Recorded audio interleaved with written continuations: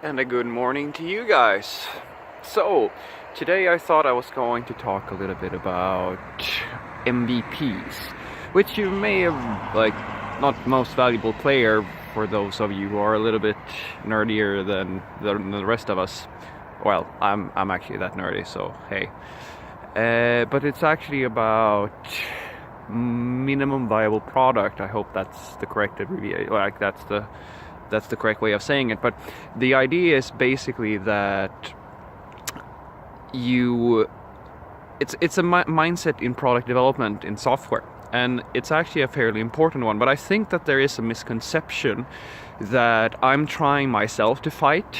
And just the other day I read an article that is actually very good at it described the problem as I see it very well. Now the problem is that our definition of what the minimum viable product is very different depending on who you're asking. So if, let's say, you ask, I don't know, if you ask your CTO, your CEO, guy in charge of the whole company, okay, what's the minimum viable product? Then that person is going to express a certain amount of features that your product's that he wants to see in the product. If you ask your users what's the minimum amount of features that this product requires in order for it to bring any value to you, they are also going to have an opinion on, how many features does the product actually need. You ask the developers, they're also going to have an opinion. Now, the problem here is that very, very, very, very often you find yourself spending a lot of time building features that are not used, and that's where the idea of a minimum viable product comes in. The idea is to figure out what's the absolute bare minimum you can build for the product to have any type of value to the people that you are going to market it to. Now, I can firsthand tell you that I have, unfortunately, some experience dealing with this, and I'm gonna be honest with you. When it comes to running my own startup and so forth, I have two very nice guys I work with, but this is a problem that I've been fighting with for the past 3 years, I think, where I keep on where I make the argument that if the idea is to, as quickly as possible, validate the core idea of the product that we're building. And I say, I understand that, the product isn't finished, but the idea behind the MVP's mentality is to get things into the hands of your users for real, like production-ready stuff, as quickly as humanly possible. And the idea is that if you do that, you can iterate quickly, because let's say, for the sake of argument, that let's be honest, we're not all we don't all have a great idea. I mean, I keep on telling my colleagues, my project comrades, that hey, they keep on hyping, that this idea that they had a while back is so great and everybody's gonna love it, and I go, well, we'll see. And this is me, who's been investing almost 4 years now for completely free of charge. I just do it because I think it's fun.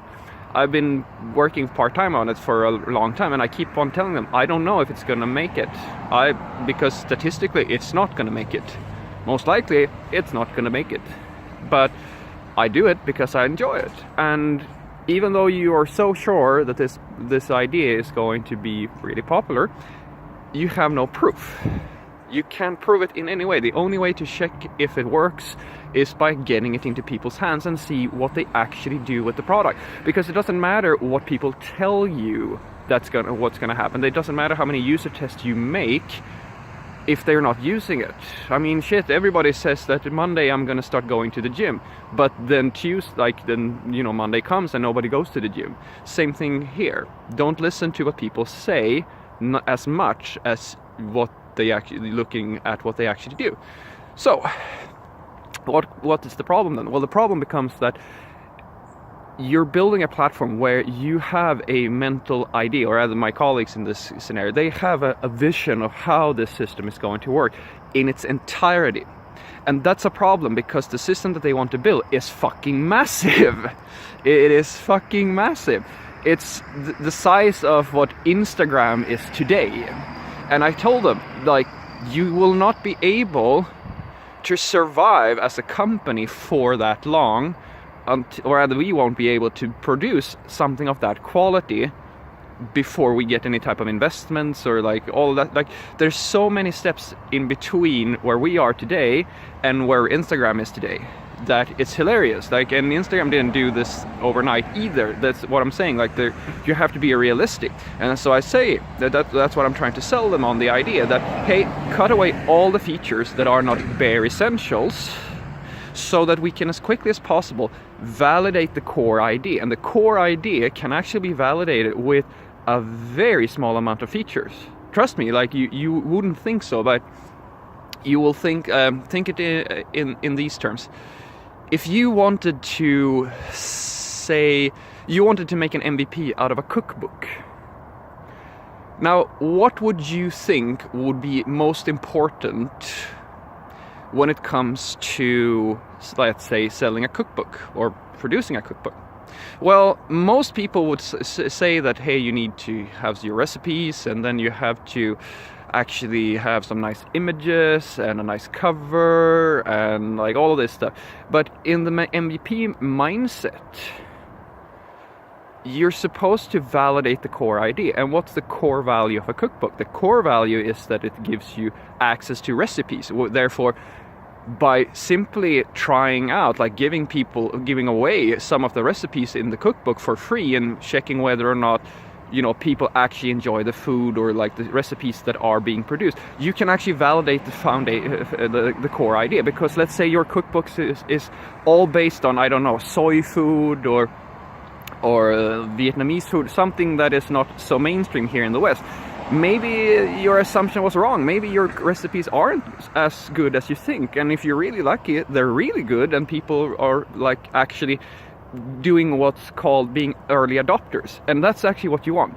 The idea of an MVP is not to go big overnight.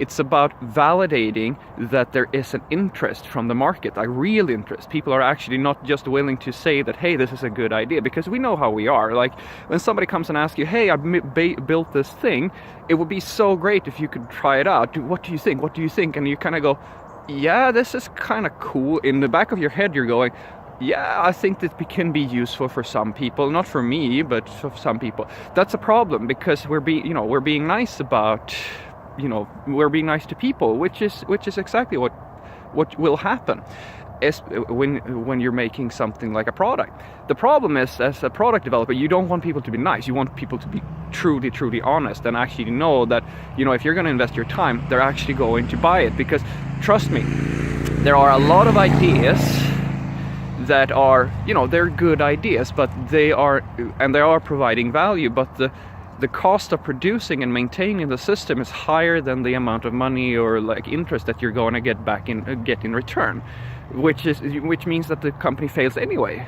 I mean, a product that would be great as a free product will not work as, necessarily in the business model that you have. So you have to test this as quickly as possible. So back to the recipe idea. So when you have just that recipe, yes, mainstream people would not buy your cookbook until you have the cover and like a nice graphic on it, or like making a full-fledged cookbook. That's where you want to be when the product has been validated, when the MVP has been completed, when you have that there's a real need for your cookbook. But there are people, statistically, there are always people who need your recipes or the product that you're building, that they're actually willing to accept a lower quality product or package of your product for a little while, so that you just can get access to that core functionality, to that core thing that you're trying to sell them. And what's so great about that is that even if you if you create an application and you put it out into production, and you see that, hey, I actually have maybe 5-10 users who are regularly using my system, or, you know, buying my recipes or whatever, then you have validation. All of a sudden you now know that there is actually something here. You can actually try to build the next thing, and you add the next feature onto it and see if the conversion and interest goes up.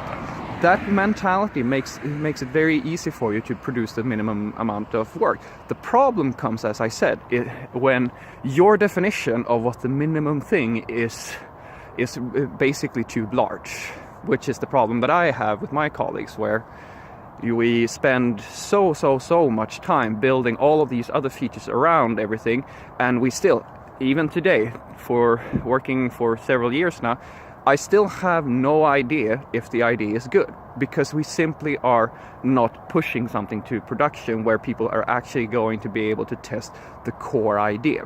And so that's my tip to you guys. Start thinking in terms of MVPs. Start to think in terms of, how can I build the absolute minimum thing? You be ashamed of the stuff that you're producing, because trust me, you will spend so much time building a bunch of bullshit that nobody cares about for the most part, or things that are in the outskirts of the core value that you're trying to produce. But if you have to validate that the core features, the core thing, that the whole problem that your application is trying to solve is good. Because if it's not good, it doesn't matter if you have an amazing comment system or an amazing user experience, because if nobody cares about the stuff that the system is doing, it doesn't matter how well everything else is working. So that's a tip from me.